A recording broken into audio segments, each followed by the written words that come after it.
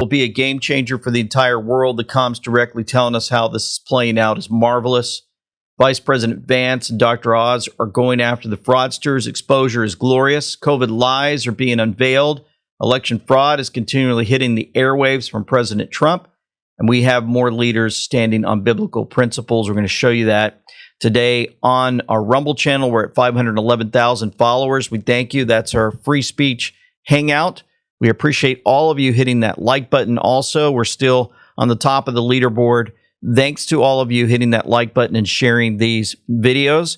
We have the merch, Celebrate 250 Years. Order now in time for Independence Day. You'll see that on your screen. Go to shop.amweknow.com or amweknow.com, and you have your women's three-quarter sleeve V-necks finally here. We also have spend $100 or more and get a free beach tote. Use code BEACH on our merch site. So here's a video production team that's great to hang out with him and get that coverage. CNBC President Trump said incorrectly reported that the great Jensen Huang of NVIDIA was not invited to the incredible gathering of the world's greatest businessmen, women, proudly going to China. In actuality, Jensen is currently on Air Force One, and unless I ask him to leave, which is highly unlikely, CNBC's reporting is incorrect, or as they say in politics, fake news. It is an honor to have Jensen, Elon, Tim Apple, Larry Fink, Steve Schwartzman, Kelly Ortberg, Boeing, Brian Sykes from Cargill, Jane Fraser from Citi, Larry Culp from GE Aerospace, David Solomon from Goldman Sachs, Sanjay Malhotra from Micron, Cristiano Amon from Qualcomm, and many others journeying to the great country of China, where I'll be asking President Xi, a leader of extraordinary distinction, to open up China so that these brilliant people can work their magic and help bring the People's Republic to an even higher level. In fact, I promise that when we are together, which will be in a matter of hours, which he's doing now, I will make that my very first request. I have never seen or heard any idea that would be more beneficial to our incredible countries. Well, we had a reminder from LASQ on the Q board for all of us to remember and read. Why is everything really made in China? That was on the Q board. Why is Big Pharma essential? Remember, this was given to us on the Q board from February 15th, 2018. It's interesting because Big Pharma, or Dr. Fauci, is on the ropes and he's being exposed. We're going to show you that later on. So all this is playing out at the same time. Why is Big Pharma essential? Expand your thinking past cures. Think Google, new Pixel phone. Think Apple versus Samsung. Why was BlackBerry destroyed? We can guide, but you must organically uncover truth. They are watching. Archive everything offline. Interesting. And so Q responds again to this, reposting it. Why is everything really made in China? Cost savings? It's all about the money. Why is POTUS focused on Saudi Arabia, China, and Russia? Why? Why is Russia being used against President of the United States? Why Russia? What damage can Russia do to Dems? What damage can China do to Dems, to the Democrats? Boy, oh boy, oh boy. And then there was a continued drop of why does Barack Hussein Obama, travel before and after the president for these trips? Use logic. Why is the president focused on bringing back manufacturing, jobs, security, and control? True control. Who can you trust? The world is not how you view it. Trust the plan. We're winning. Arrests will come, and they're happening. We're going to show you some more of those today. Build proofs. We've provided many proofs that cannot be disputed as coincidences, and I'm going to show you one of those right now. I'm going to go ahead and skip ahead to this one since they're providing proofs. If you notice the drop of the video from the White House, the arrival everyone has waited for, President Trump walking on the red carpet after he arrived in China from Air Force One with his team.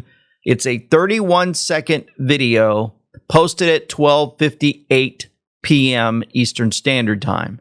Ultra Magadine was all over this. He said, look at the 31-second video. That's Q31, Q on the Q board, QAGG.news. All you have to do, for those that might not be familiar with this, is go to QAGG.news. You type in a number search here. And as you can see, I've looked up several of these numbers. You look up number 31. So I'm going to type 31 in the search, hit enter.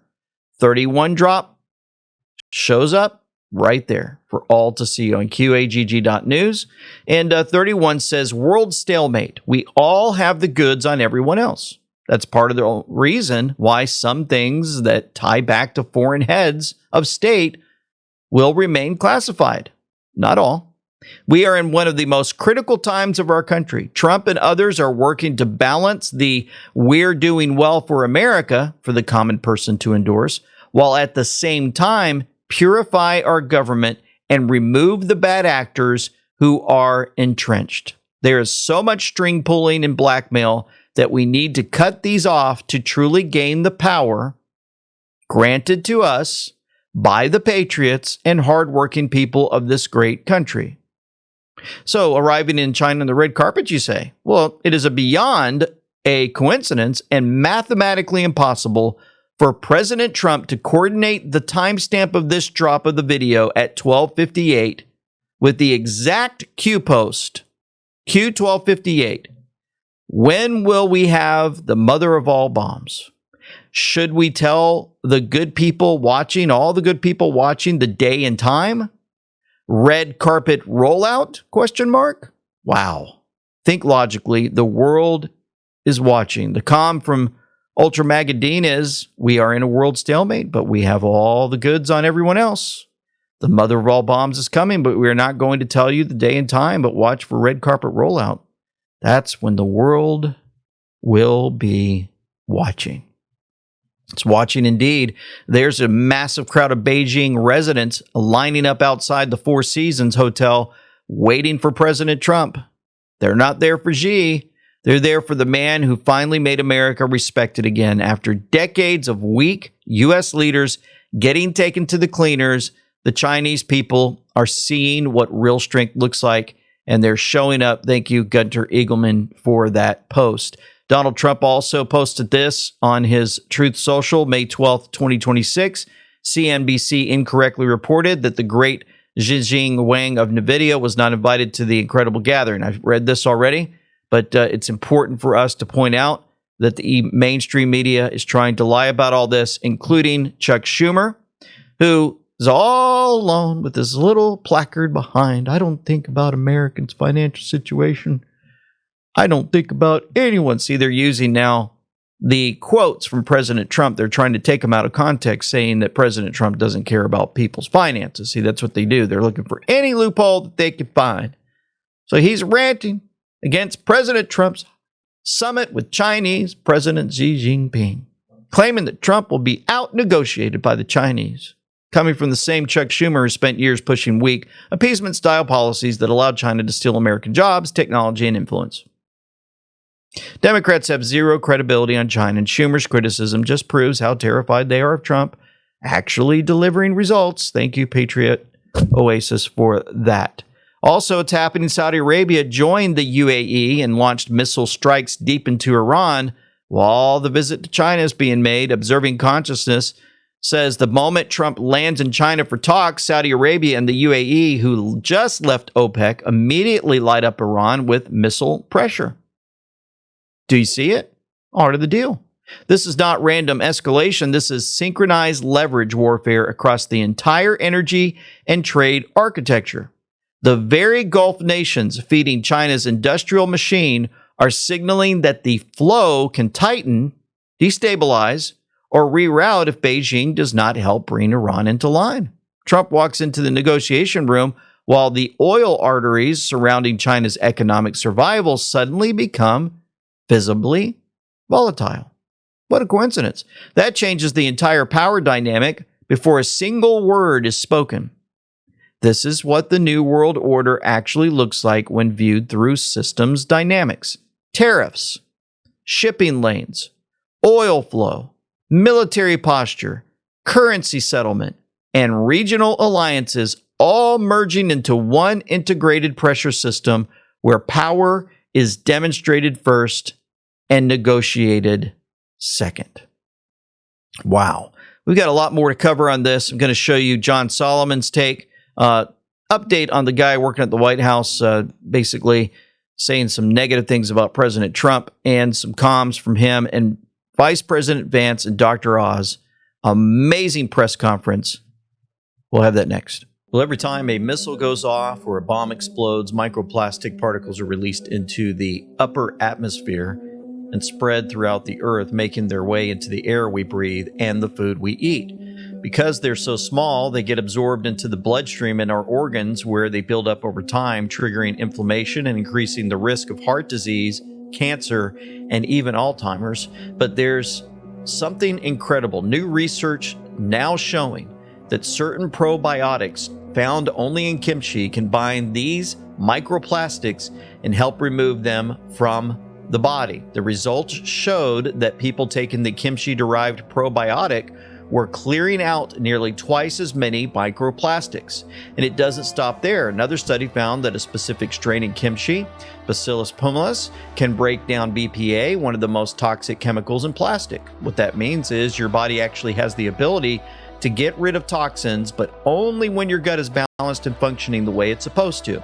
But here's the challenge. Most people aren't eating kimchi consistently enough to get these benefits. That's why Brightcore created Kimchi One with over 900 plus strains of beneficial bacteria that deliver all the benefits of real kimchi in convenient capsules, no taste, no smell, non-GMO, and 100% made in the USA. Today, you can try Kimchi One by clicking the link below for 25% off your entire order, or for the best deal available, call my friends at Brightcore for up to 50% off plus free shipping.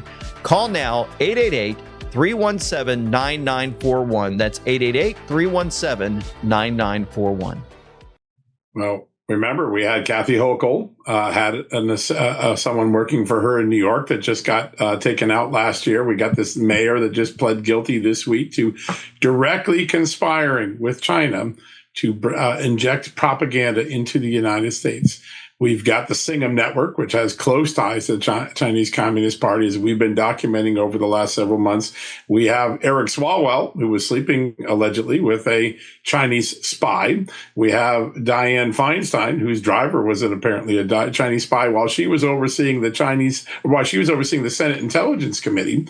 And you are correct. What we have now learned 6 years too late from Director of National Intelligence Tulsi Gabbard is that there are between 12 and 18 states whose voter registration databases were penetrated by China during the 2020 election. While we were being told and force-fed a fake story that it was the most secure election in American history, China had infiltrated voter registration data in numerous states. The last document I saw is estimated 12 to 18. I think by the end of this month, Tulsi Gabbard will be able to identify for the first time which states got hacked or were penetrated by China. How long did we know? Why were they kept secret by the CIA and the FBI and the Homeland Security Department? And I think that could have a profound effect on senators who thus far have been kicking the can down the road on the Safe America Act. But when you find out your voter registration database was hacked by the Chinese Communist Party and you weren't told about it for 6 years, it might change your notion about adding more election security measures to the 2026 election. Wouldn't that be a topic of conversation in Beijing over maybe state dinner tonight, sir? You agree with me? It should be. The president is fully aware of what I've reported, and he's fully aware of what's coming out in the next few weeks.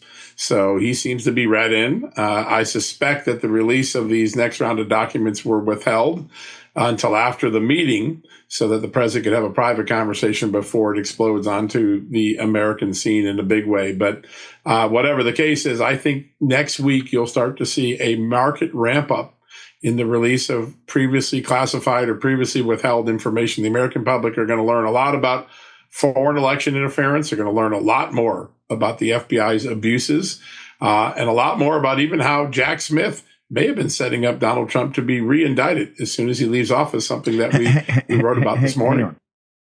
How about that? Oh, man. You know, I'm going to show you something here real quick. Continue with this China. HWL says, forget everything you've learned about international politics. The rules were just rewritten. When did a president last land with all of Wall Street and Silicon Valley in tow? Trump in Beijing with Musk, Cook, and BlackRock as pure power projection. The media talks about Trump being pressured, but the truth is he just brought the entire U.S. GDP to the negotiating table. The establishment is surely hoping with all its heart that Xi will put Trump in his place, while the reality is that Beijing just got a visit from the people who actually own the infrastructure they depend on. Who do you think is trembling the most right now? Xi Jinping or an average Swedish editorial writer? Oh my goodness, that's a good point. And let's just remind everyone that 17 business leaders, okay? 17Q. President Trump took that. While the official White House list initially wavered between 16 and 18 due to the late scheduled changes, such as Cisco CEO Chuck Robbins dropping out due to an earnings conflict, the final total count settled at 17 executives. How about that? Wow. And we went over the list of folks, but in case you guys want to pause and look at the names again, there you go. Elon Musk at the top, Tim Cook, even Larry Fink from BlackRock. Wow. It's amazing what happens when he brings all these characters together. Imagine what big things are going to be playing out. So the White House employee, Benjamin Elliston, remember, basically saying some terrible things about President Trump, placed on leave after OMG busts him saying we have got to get rid of Trump. President Trump says, I want you, again, that repost May 13th for all to see. It is directly connected, thanks to August the 17th, to the Q board where it says, ready the memes. You have more than you know. Keep up the good fight. We stand together. We certainly do. Now, here's a great thing that happened. In case you missed it, I'm going to go through several of these from VP Vance and Dr. Oz. Dr. Oz, I want to make sure I understand this well. So you're saying that we kicked off 800 fraudulent healthcare providers off of the Medicare system, and not a single one of them called the government and said, hey, you made a mistake. We've had a handful of calls. We're not sure they're legitimate yet, but it's less than 20 out of 800, and we're auditing them. Unbelievable. So at least 780 are not even trying to claim that they're not fraudulent. And again, those are businesses that we were giving hundreds of millions, in some cases billions of dollars to, not to provide services, but to make a fraudster rich. It's just completely insane. Drives home the scale and scope of the problem. Okay. Oh, boy. 800 fraudulent healthcare providers off the Medicare system. And now let's get into some more details. Today, we are sending across 50 Medicaid programs. We are sending letters that will require them to show that they are effectively and aggressively prosecuting Medicaid fraud in their states. And if they do not aggressively prosecute Medicaid fraud, we are going to turn off the money that goes to these anti-fraud units. And I would say a couple things about this. You may think, obviously, this is a Republican administration. We're all proud Republicans up here. You may think that this is purely a red state or blue state issue. That's actually not true. We see Medicaid fraud issues in Ohio, the state that I used to represent in the United States Senate. We also see Medicaid issues, fraud issues in a state like Maryland, which is obviously a very blue state. But both Ohio and Maryland have worked with us to take this issue seriously. They've worked with the guys behind me. They've worked with our entire team to make sure that they take fraud seriously. Again, this does not have to be a red state or a blue state issue. This is just basic good government. However, states like California, states like Hawaii, states like New York have completely not taken the fraud issue seriously in the Medicaid program. And so for those states that refuse to get serious about fraud, we are going to turn off that anti-fraud money. And if we continue to find problems, we can turn off other resources within their state Medicaid programs as well. Our goal here is not to do that.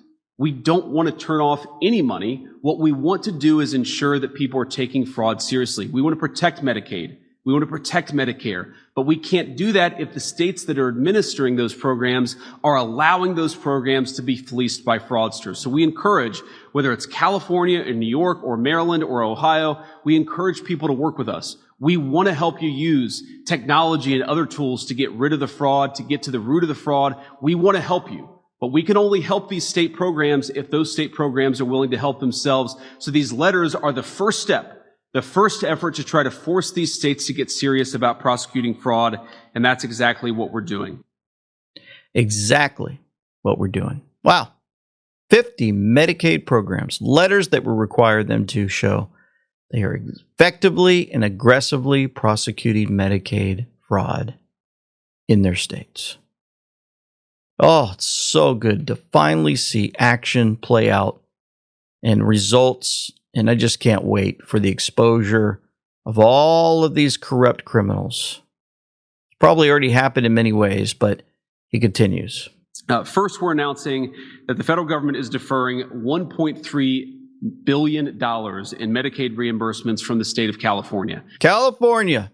And the simple reason is because the state of California has not taken fraud very seriously. And because of that, we see a lot of the consequences that I just referenced. And again, let me highlight the fact that this really is two separate victims. So there are California taxpayers and American taxpayers who are being defrauded because California isn't taking its program seriously.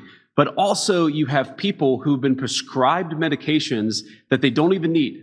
Sometimes they've had drugs put into their bodies that they don't need because fraudsters have actually encouraged false prescriptions and false administration of medications. So think about this. You're just a person trying to go see a doctor. You assume that your doctor is doing the right thing, but these fraudulent healthcare providers are getting rich by giving people medications they don't even need. It's a defrauding of the American taxpayer, but it's a violation of the trust that should exist between every American and the people who prescribe the medications.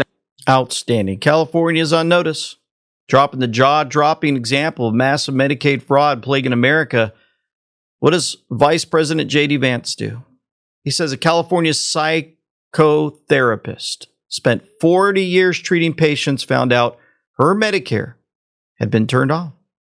She couldn't access the resources she'd been paying into her entire life. Why? Because a fraudster stole her identity and signed her up for health care services she didn't need, locking her out of the care she actually needed. Vance made it clear this kind of fraud happens way too often. It's because previous administrations refused to take anti-fraud efforts seriously. Not anymore. They're going after the waste, fraud, and abuse like never before. Now, here's a reminder from January of this year, where Gavin Newsom ridiculed Dr. Oz for looking into hospice fraud in Los Angeles. With Dr. Oz. Might have well be living in Oz. Well, hospice, we've been after that for years and years before Oz was even on the scene.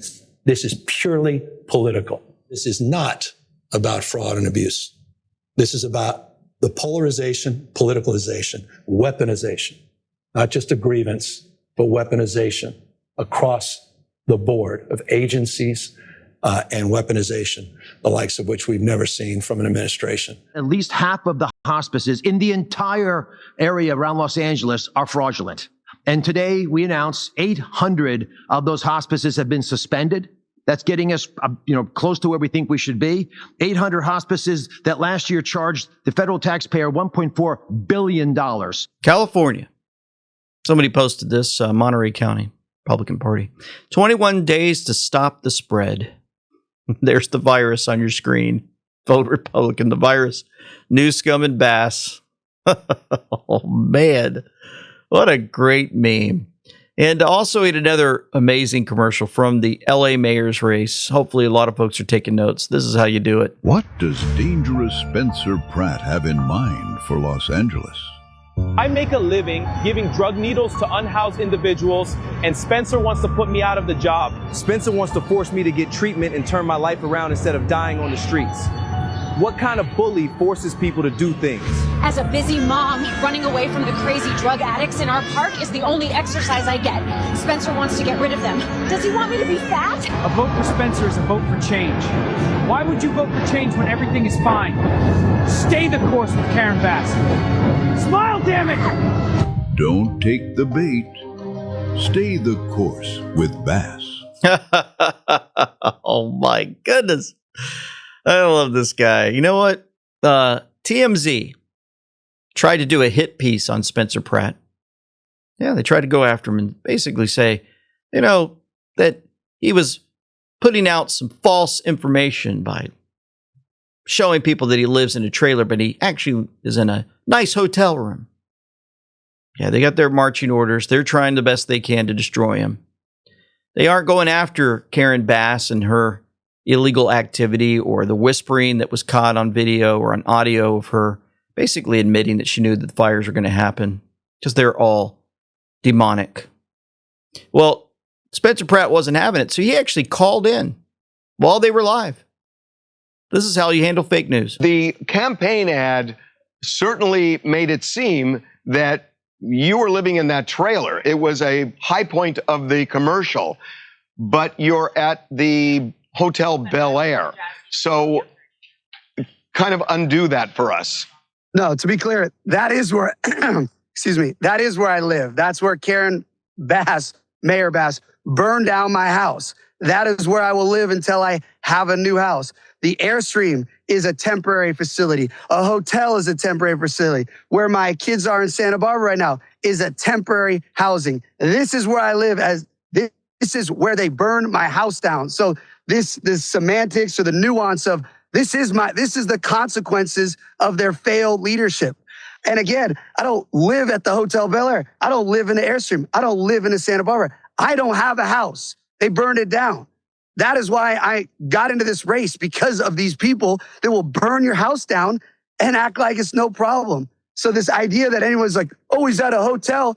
I'm at a hotel because these psychopaths are messaging me every day. They're going to kill me because Nithya Raman is calling me a fascist because I don't want people to have their kids next to drug addicts at the park or stepping in human poop when you get your matcha. I have common sense. That's not fascism. So these psychos here, I'm a fascist. And then they literally, like, if you would like to see the death threats, I can send them all offline where people are like, I'm going to hire people to kill you. So yes, unfortunately, now I have a security team, and they will not, even if I wanted to stay in the Airstream, would let me, because there's 360 unobstructed views since there's no houses. So you can literally snipe me out from any part from 300 yards away easily. Spencer, one sec. Not to mention the Airstream, it took over a month for LADWP to connect a wire for electricity to it, which was 3 days ago. It took weeks to get the water hooked up, which was yesterday. So for these people that want to focus on where I sleep at night, first off, I don't even sleep. I get 4 hours of sleep because I'm fighting these corrupt freaking politicians all day long. And he's having to fight against TMZ, the most evil, demonic network around. Remember when they were caught laughing when Charlie Kirk was shot, and they were all caught off guard and didn't realize that they were caught on that area? You know, I'm going to go to the end of this, but if you guys want the entire video of this amazing guy, Spencer Pratt, talking to TMZ, it's in the description box below this video. Here's the end of this. The drug addicts that we spend $500 million that live on our sidewalk going number 2. This is great that this is the focus, but that's the reality. And if people care about this right now, we're in so much trouble, and I'm going to do my best to try to save LA. But if people don't get out and vote because they want to feel safe, and that's what I'm fighting for people to feel safe and their tax money to literally go to making us safe and the people to get housed and people not to die on the street. That's the message. So this does not matter. That is where I live, period. And I'll live in LA as long as I have that dirt lot. The Airstream is imaginary to me. I live in that dirt, in my ashes. That's what I fight for. So I love you guys. Keep posting me. Please use better photos. God bless you. Thanks, Spencer. So he kept telling him that he cares about you guys. You know, I'm on here to defend myself. You guys quit with this mess. Why aren't you focusing on the real matters here in Los Angeles and the corruption that's going on there? Great information for us to glean from, learn from, and most of all, if we want to get into leadership roles, especially as a mayor and more so in our cities, counties, and more, that's the way to handle it. You know, I'm going to show you some more from VP Vance in a second. And I wanted to ensure that you guys know the mainstream media is not holding back. We're going to show you that more. Hang on a second. New Spring Wellness Center. Your all-natural one-stop shop for optimal brain health and overall wellness. They're out of Osage Beach, Lake of the Ozarks. Folks, I've been there twice now. you can reach out to Chad and Katie Burrow for support. Are you a loved one or a loved one struggling with addiction? At New Spring Wellness Center, they call it brain fog, something I've struggled with for over 30 years. I tried AA before, but this treatment was unique, different than anything else, and it offered a better outcome for me.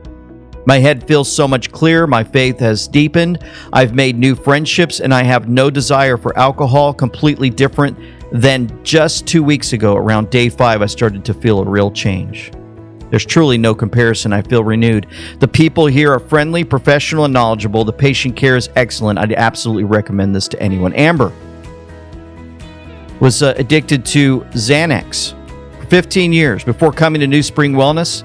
Tried the inpatient and outpatient programs, counseling, AA. I came to New Spring to ease withdrawal symptoms in a stress-free environment and to begin repairing my neural pathways. A family member who works in recovery told me about it. Almost instantly, my withdrawal symptoms eased, and I finally had time to focus on myself, surrounded by caring individuals.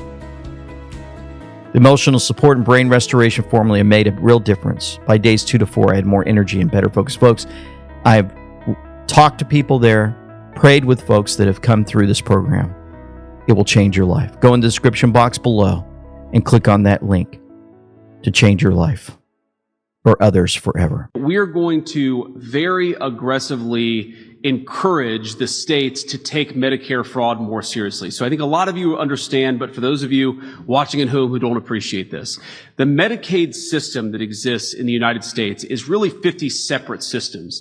The federal government pays most of the Medicaid money, but then each of the individual states actually administers the Medicaid program. Now, we have red states and blue states that go after fraud aggressively, but we also unfortunately have some states, mostly blue states unfortunately, that do not take Medicaid fraud very seriously. So you have what's called Medicaid Fraud Control Units, or MFCUs. These Medicaid fraud, these anti-fraud units within the Medicaid program, we generously, meaning the federal government generously gives these fraud control units many, many billions of dollars across the United States of America so that they can take Medicaid fraud seriously. But let me just give you an example to highlight how absurd some of these Medicaid fraud programs are, because they're not actually being used at all. This is a tool. This is a tool that we want the states to use, but unfortunately, a lot of states aren't using these tools at all. Let me highlight this with just a couple of separate statistics. So, the Hawaii Medicaid program has received billions and billions of dollars from the federal taxpayers. And of course, Hawaii taxpayers have paid in a lot of money into this program over the last years as well. Guess how many convictions or indictments has Hawaii had over the last few years in its Medicaid fraud program? The answer is 0. Not a single indictment, not a single conviction, because the administrators of the Hawaii program just don't take it seriously. They don't think that fraud is a big enough problem. They don't care about protecting resources. They don't care about protecting that Medicaid program. So what does that mean? That means that if you're committing fraud in Medicaid in Hawaii, at least up until now, hopefully now they're going to take it seriously, you have had effectively free reign from the government of Hawaii to commit as much fraud as you want. That is a complete disgrace. In New York, which does a little bit better, but not by much, New York has had 9 indictments over the last year. 9 indictments. That's a $100 billion Medicaid program just in New York, and you've had 9 indictments.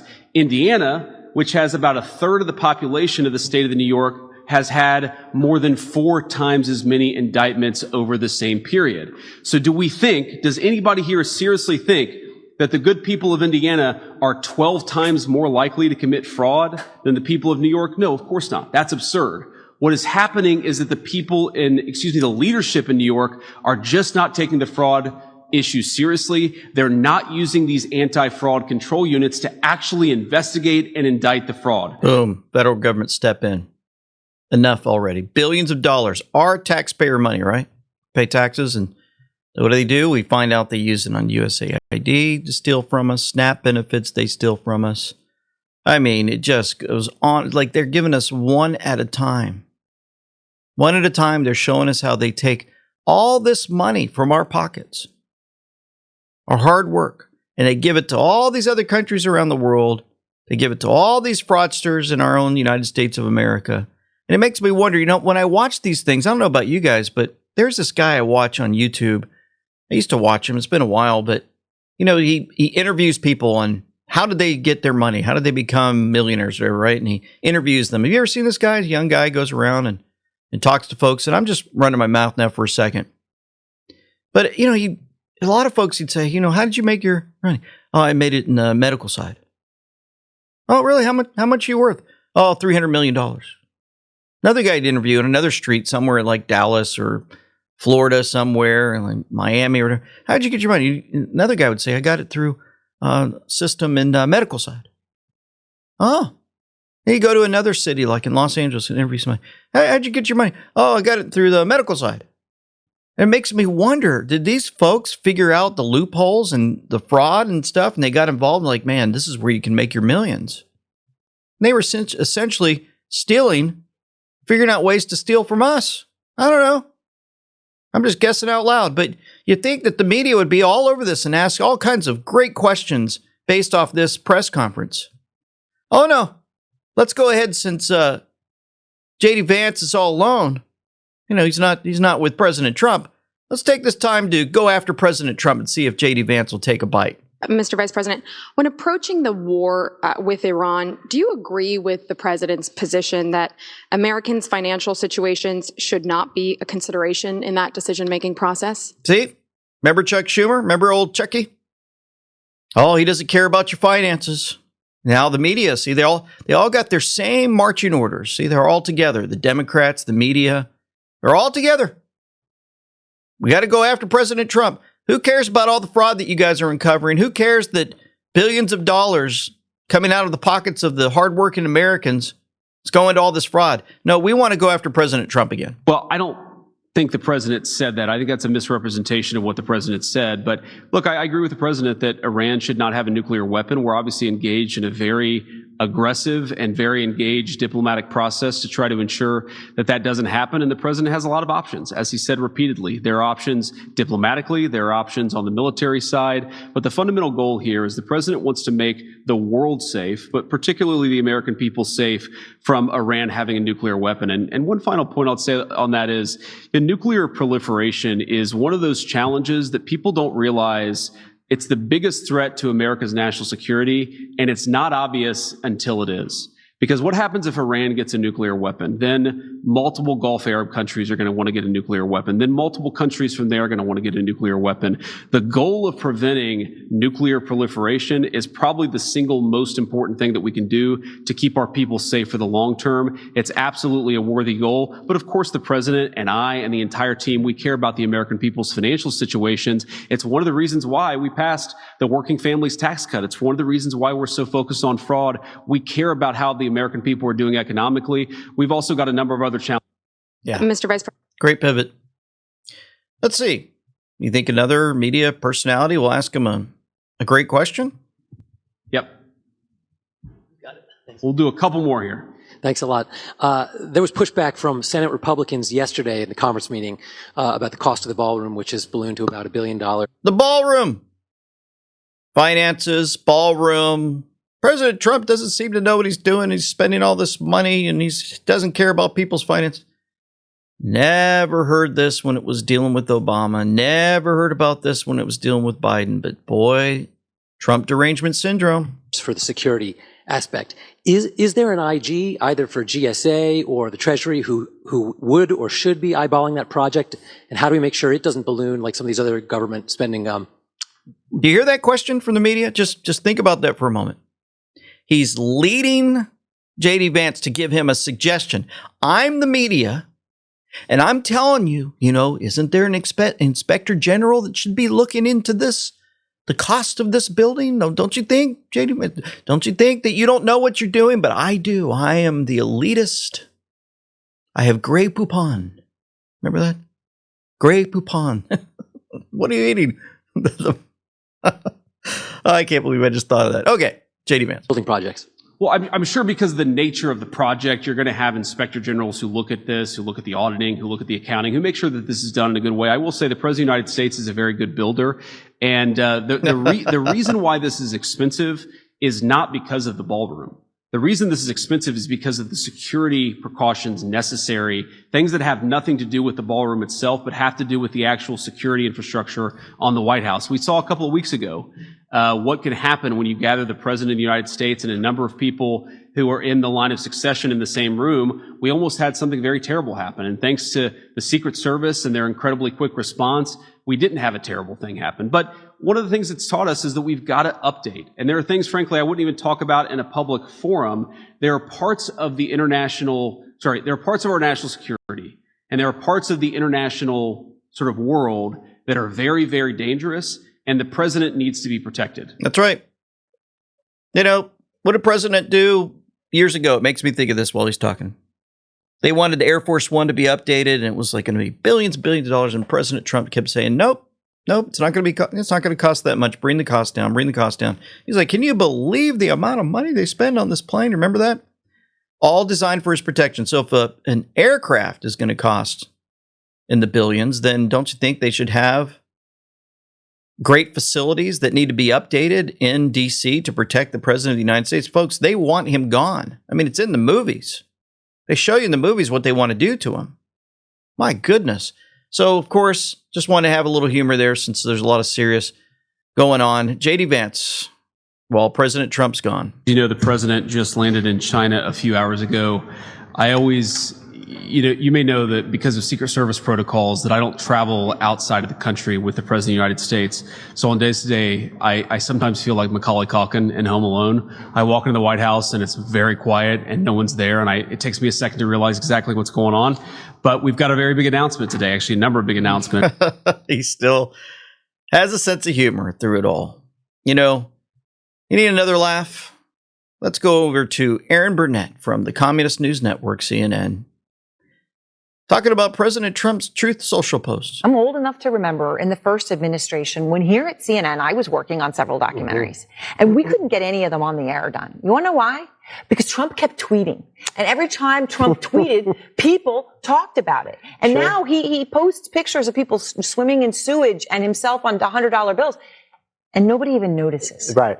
Okay. That's another weird thing about this. Nobody's even watching all. Nobody's watching. Nobody notices, but you're talking about it on CNN. That means you noticed it. Oh, my goodness. Oh, how much do these folks get paid? I don't know. These poor folks, they have nothing better to do but to go after President Trump day in and day out. What would they be doing if he wasn't around? And they're laughing and smiling. Yeah, you're right. Nobody pays attention to these anymore, as if X doesn't exist, as if people don't take these, share them on X, and they get shared around the world. Oh my goodness, they're losing their minds. I'm going to now head on over to the great meeting for all to see, exposing Dr. Fauci, the truth bombs that happened around COVID. But before I show you that, I'm going to show you what Fox News showed in the room. Not one Democrat attended.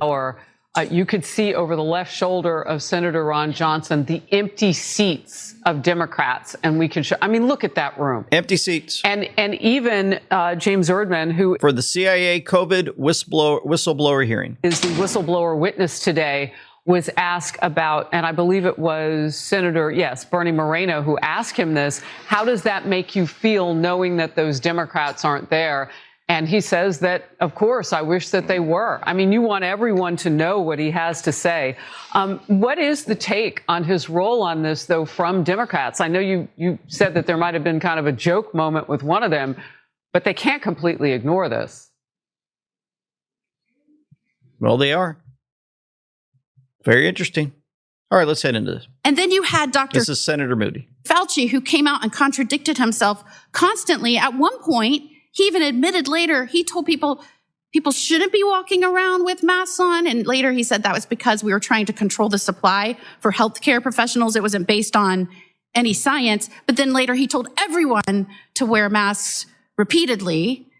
The 6-foot rule seemed to have been just crafted out of thin air with no basis in science whatsoever. In fact, He said that rule sort of just appeared when he testified, and that guidance on the shutdown of schools and small businesses was arbitrary and not based on any science. So I just want to make sure the American people hear that. You had a government who's supposed to be limited and stay out of people's lives, coming in and offering guidance. Many times it was done under mandates to close businesses, people's livelihoods, to keep children from being educated, to keep people from expressing their faith and gathering to show freedom of religion and their faith and expression. I mean, unbelievable what happened during the COVID years. Yep. Hard to believe it's been so long now since all that played out. Senator Ron Johnson wanted everyone to listen to him just for a few minutes on how all this played out. Well, this is what, and I can do this in 2 minutes and 20 seconds. This is what we uncovered. This is what is being covered up by now the legacy media. On March 1st of 2021, Dr. Peter Marks, head of CBER, the organization, then FDA, that approves vaccines and also is supposed to surveil those vaccines post-market for safety, was given a multi-page briefing by the main data mining analyst within FDA, working with the inventor of the algorithm they used to analyze the VAERS, the Vaccine Adverse Event Reporting System. That briefing told Dr. Marks that the current algorithm, because of the nature of the massive number of claims coming into VAERS, by the way, from 1990 until 2020, on average, about 280 deaths were reported in VAERS associated with the vaccine. 2021 is over 21,000. Nothing to see here. But anyway, so they're using an algorithm. They were warned that this algorithm, because the Moderna and Pfizer are so close together, the way they're analyzing is going to mask and hide safety signals. That's March 1st, 2021. 26 days later, a new state-of-the-art algorithm, developed by the inventor of the original algorithm, was presented to senior FDA officials, showing 49 cases of extreme masking, 25 safety signals, including sudden cardiac death, pulmonary infarction, Bell's palsy, different types of strokes. Month after month after month, they continue to do this data mining. They continue to show additional safety signals. Did Peter Marks, did Anthony Fauci, did President Biden go to the American public and say, hang on here, we've got some data, we've got some concerns? No. They blamed the unvaccinated for continuing the pandemic. This is a pandemic of the unvaccinated. We need to mandate this.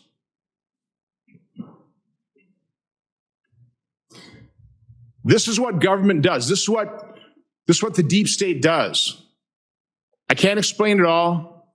My investigation now, because I finally got documents. This would never have happened if we didn't have documents. And by the way, just like we found that David Morin's email that now has resulted in prosecution, where he has a FOIA, you show him how to make emails disappear. If you send me something sensitive to my Gmail, we have the same types of evidence in our report. We need to get to the bottom of this. And right now, I'm just using this moment. I need the mainstream media, CBS, ABC, CNN,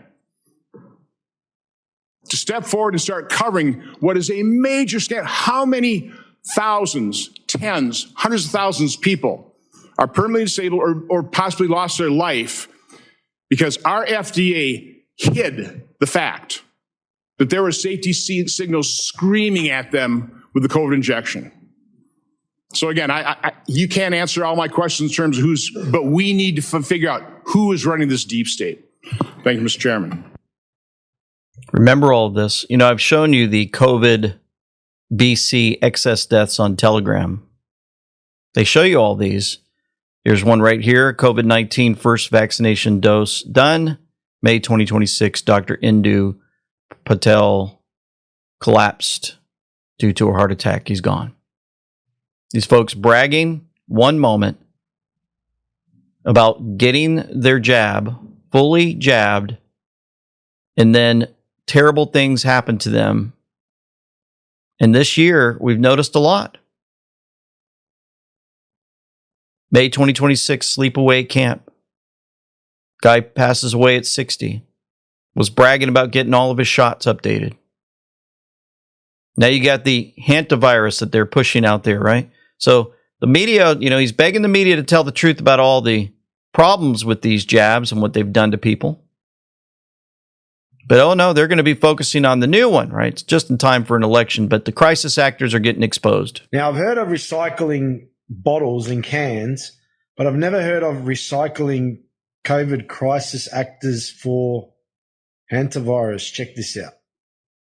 Gorgeous, gorgeous girls get vaccinated. Gorgeous vaccinated girls get boosted. And gorgeous boosted girls get boosted again. That was 2022. If you're eligible. I normally wouldn't make a video. Now 2026. Feel like this, but I feel like I need to say something, so I wrote a few things down.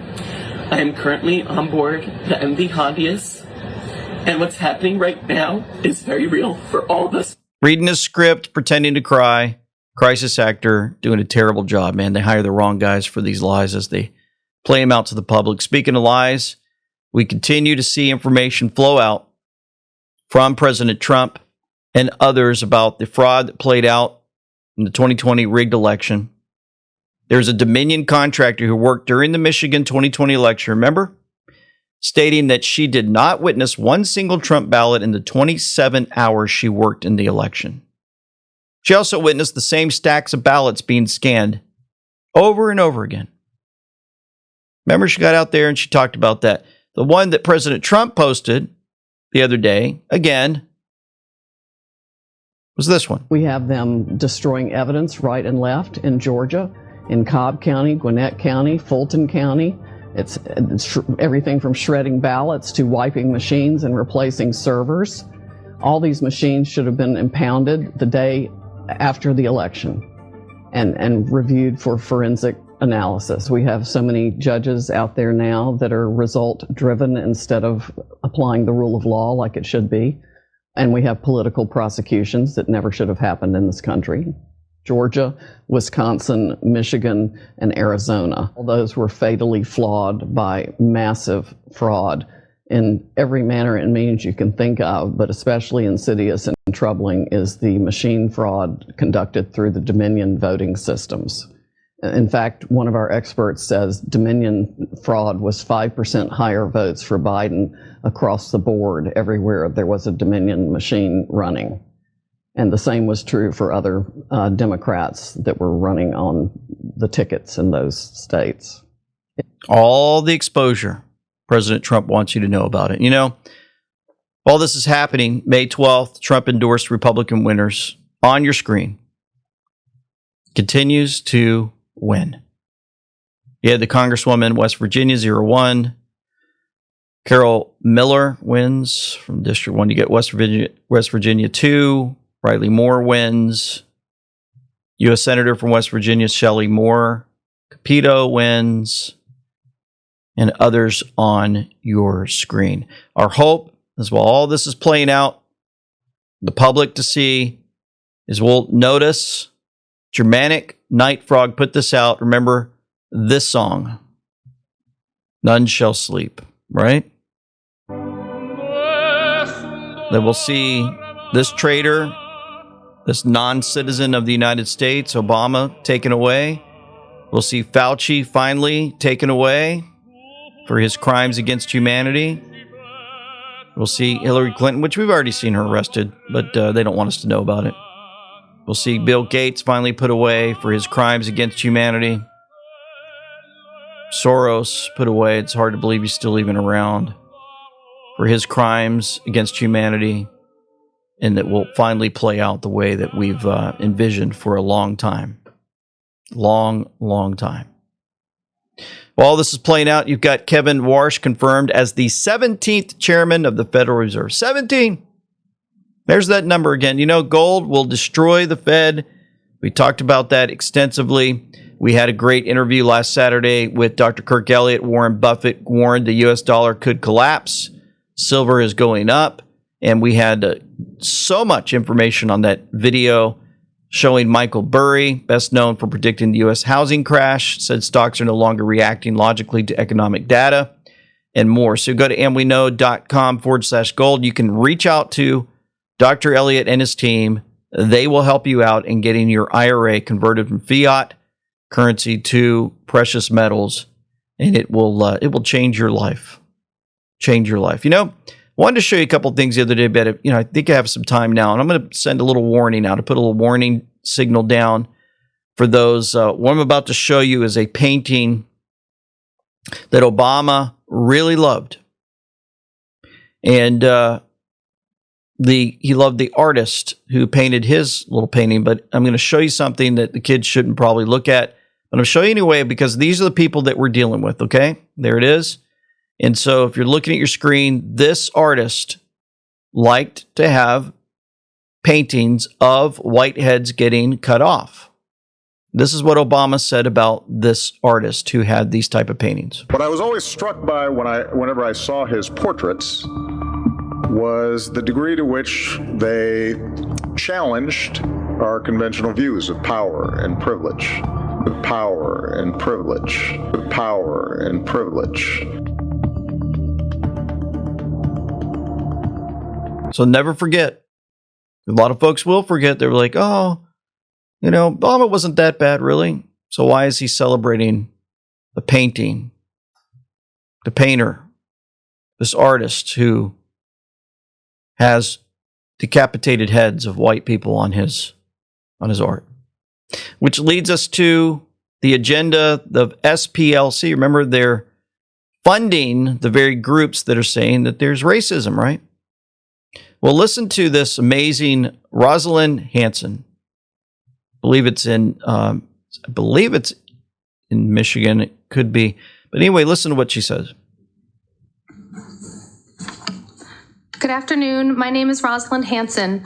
As you might recall or know, recently the Southern Poverty Law Center, or SPLC, was federally indicted based on evidence that they funneled nearly $3 million of donor money to pay actual KKK and neo-Nazi operatives, the same groups they claim to fight. Now, you're probably wondering what this has to do with curriculum. Well, the SPLC's Learning for Justice social justice standards are baked into our own social studies curriculum. MCPS has proudly championed it, and the SPLC even features us online bragging about how we are using their curriculum to re-educate white students so they could have the right historical knowledge. Educating kids a certain way based on their skin color seems pretty racist to me, but that makes sense now that we know that SPLC has literally been paying Klansmen. If an organization is willing to pay millions to manufacture the hate it's supposedly against, what's its curriculum designed to do? The truth is we've been catfished. Our classrooms have been hijacked by a nonprofit that lists Aryan Nation members as extremists while secretly funding them. Adding insult to injury, our taxpayers have funded this scam. In 2024, MCPS budgeted $1 million for a K-2 social studies curriculum required to meet the SPLC standards. $1 million to hand kids who can barely read. We gave them history lessons aligned with standards by people who fund neo-Nazis. The SPLC does not build community, it sows division, and I've personally lived the damage of this fight-hate racket. Here's a MoCo leader now on our board smearing me on social media. If that's what's going to happen to adults' minds, what are we doing to our 5-year-olds? So now that you know that we're in bed with the people who orchestrated the Charlottesville riots, what are we going to do about it? Here are 2 ideas. 1, please cut all ties to the SPLC. End that curriculum. 2, I've brought some copies of this book from my friend Tyler O'Neill about the SPLC. I fully intend to keep my family away from the KKK or anything associated with it. I pray our school district does too. Thank you. Thank you, Ms. Hanson. Outstanding. Outstanding. That's how you do it right there. And hopefully in the future we'll have more folks step up and we'll have recordings for them to show what's going on. The FBI has been nabbing more than 350 alleged child sex abuse offenders. If you guys didn't know, Disney, Cartoon Network, Nickelodeon creator Kyle Carrozza charged with possession of child porn. Children endangered. If you guys didn't know, the Washington Post, former Washington Post editor Thomas LeGros pleaded guilty for child porn. Prize-winning deputy director for video at the Washington Post has been arrested and charged with possession of child pornography. Officers arrested Thomas LeGros yesterday after the FBI searched his Northwest home. He appeared in federal court earlier today. Our News 4 Paul Wagner has the latest. Inside this home on Alton Place Northwest, the FBI says it seized a laptop computer containing 11 videos depicting child pornography. According to a criminal complaint filed in federal court, the laptop belongs to Thomas Pham LeGros, a deputy director of video for the Washington Post and the 2018 winner of the Pulitzer Prize he shared with a team of journalists. Pulitzer Prize winner. We got some more disturbing information for those that weren't aware. The Josh and Wayne Gilliam, arrested on child sex abuse charges. Per ex-bio, they have 5 sons and were married in 2020. The last child, at least, was acquired at the hospital. Sexual predators can produce surrogate babies with no background checks. Josh's charges: first-degree sex exploitation of a minor, first-degree statutory sex offense, indecent liberties with a child. Wayne's charges: 2 counts of first-degree sexual exploitation of a minor, 1 count of second-degree sexual exploitation of a minor. It's not yet known if their boys were among the victims. Other victims out there. Despite millions of dollars spent by Democrats on his defense, the criminal, the Jose Ibarra trial playing out, the criminal, protected, is finally going to get deported. Sent back to El Salvador's Secot prison. All this playing out for the world to see.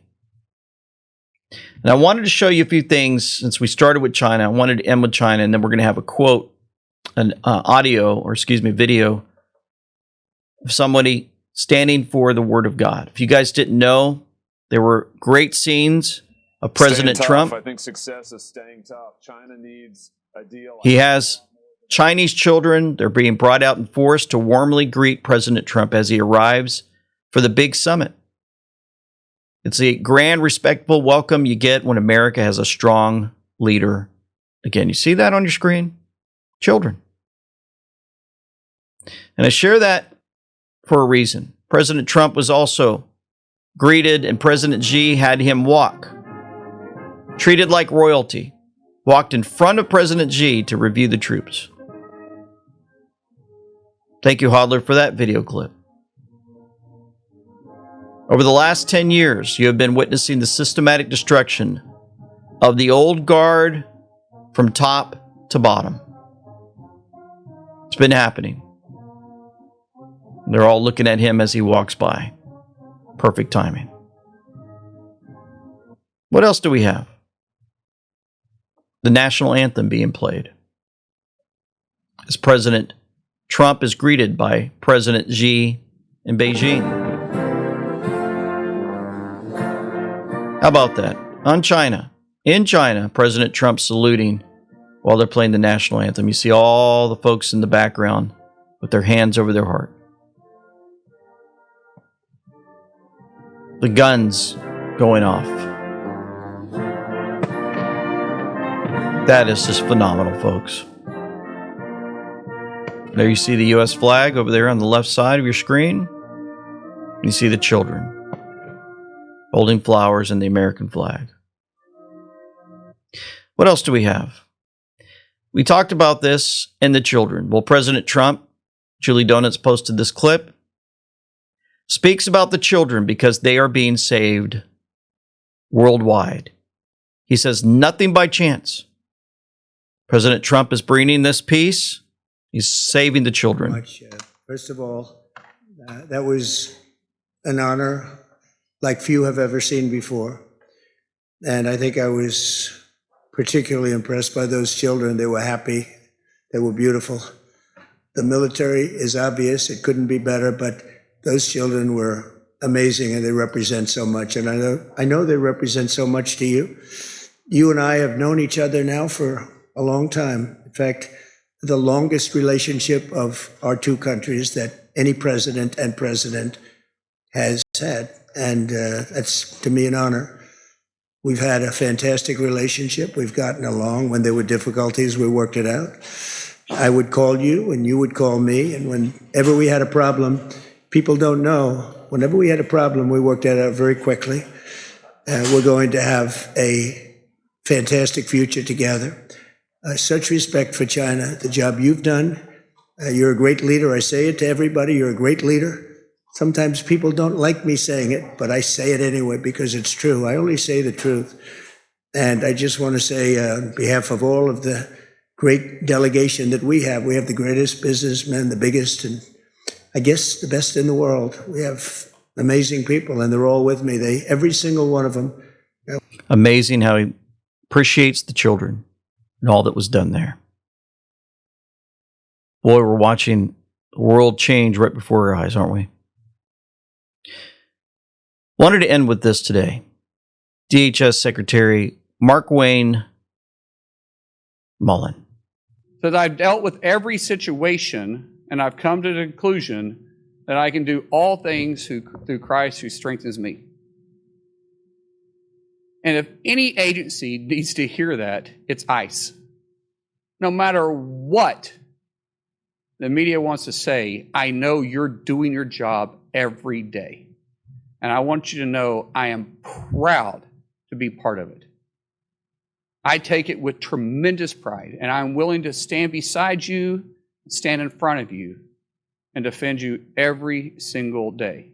That message is ringing loud and clear around the world. And remember, President Trump sent out the post, I want you, connected to Ready the Memes. You have more than you know. Keep up the good fight. We stand together.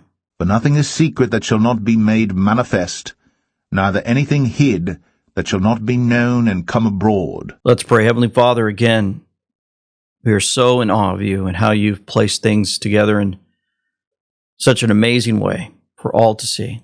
Thank you for the world waking up to the evil that has been crowding around them for so long and ensuring that we understand that with the evil there is good and you are good. And we come before your throne boldly, bringing our requests constantly, hoping that you would hear and answer. And we've seen many answers to prayer. The safety of the flights over to China that was answered. The playing out of those that have hurt our children getting arrested. The fraud being exposed that's happened. Many of those to be held accountable, we're watching that also. And you've masterfully given the right and the wisdom and the right answers to the folks that need it who have been praying in leadership roles, and we thank you for that.